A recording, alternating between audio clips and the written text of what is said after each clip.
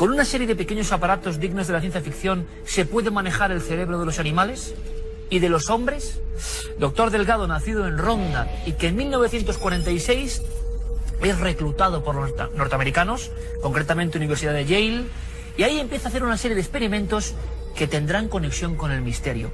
Fue de alguna forma alumno del doctor Delgado, el doctor Cabrera, y me da la impresión de que ambos tienen en común algunas cosas sorprendentes, por ejemplo el lenguaje, la sencillez, el conocimiento y la cultura.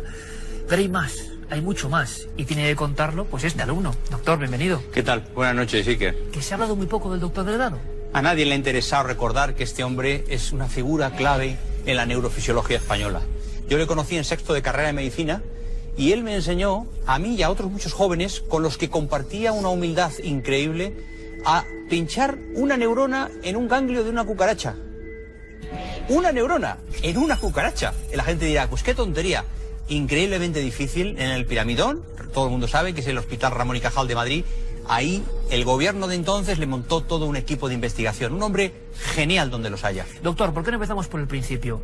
Este hombre, interesado en el cerebro y los rudimentos del cerebro, antes de ver lo que él hacía, él pensaba que era una gran pila el cerebro y que se podía controlar.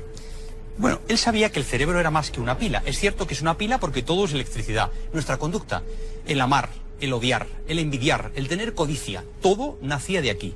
Y él creía que se podía controlar eso desde uno mismo. En el fondo los griegos decían que la perfección era ser uno mismo. Y él estaba obsesionado en que este cerebro a veces se iba de caña y entonces podíamos agredir a otro, que es el experimento que luego veremos. Entonces él estaba obsesionado con eso y él creía que muchas enfermedades se podían controlar con pequeños aparatos eléctricos. ¿Con un botón se puede motivar miedo, amor, alegría, estados de relax? Él decía que sí. Y era cierto. Porque al final nuestros estados de ánimo, si estás triste, si no lo estás, si estás contento, si tienes una agresividad súbita contra tu vecino, eso nace de impulsos eléctricos en un punto del cerebro. Si esos impulsos los inhibes, esa agresividad desaparece.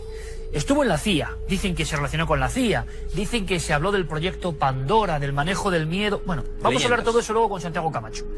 Pero doctor, yo estoy pensando, les contamos a nuestros amigos cómo eran los aparatos del doctor Delgado, cómo se insertaban y qué ocurría, porque yo creo que es algo increíble, sinceramente increíble. Vamos a ver, aquí tenemos la cabeza de un hombre, Yo vi a los dos epilépticos, personas con epilepsia, perdón, no epilépticos, personas con epilepsia que sufrían una gran epilepsia, en el Ramón y Cajal se les hacía una cirugía que consistía en abrir un trocito, una ventana no tan grande como esta que está así para que nuestros amigos la vean, y al abrir esta ventana en el cerebro, el doctor Delgado y su equipo de neurocirujanos introducía unos aparatos muy parecidos a este. La cámara, por favor. Sí. Esto es muy ¿Qué es esto? Esto es un estimorreceptor, es decir... ¿Estimorreceptor? Sí. ¿Por qué estimorreceptor? Porque esta cabeza gorda que tenemos aquí tiene un montón de circuitos integrados y unos receptores de estímulos.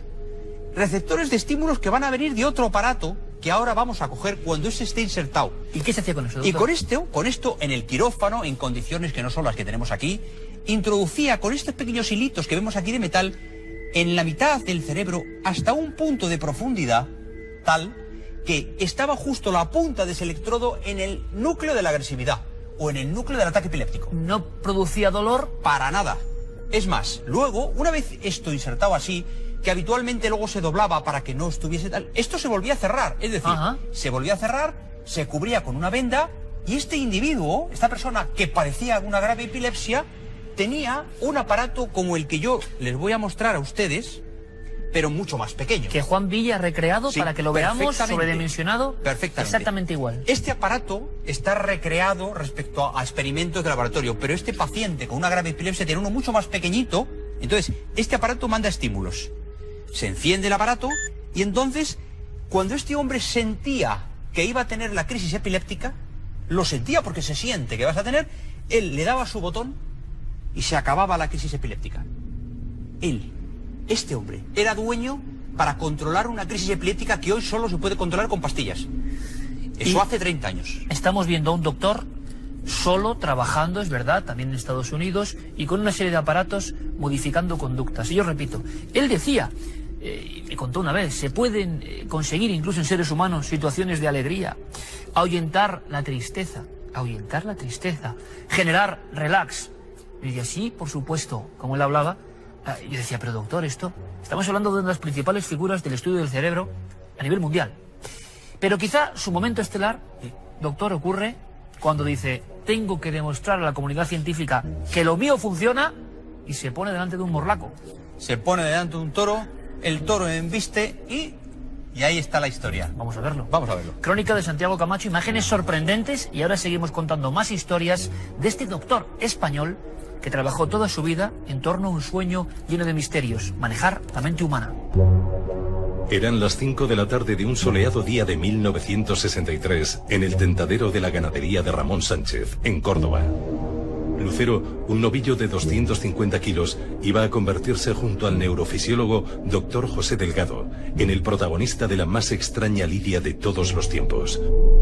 El diestro Manuel Benítez, el cordobés, dio unos pases al novillo, colocándolo en posición para que un ayudante del científico pudiera dispararle un dardo narcótico.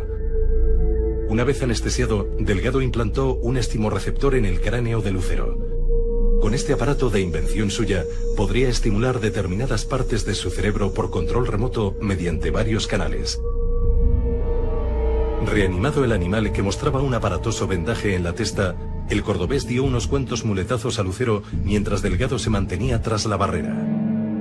Al poco rato, el neurólogo salió del burladero vestido de traje con corbata, armado únicamente con el control remoto y citando al Estado ante el estupor de los presentes, que apostaban por un desenlace que terminaría con el científico en la enfermería.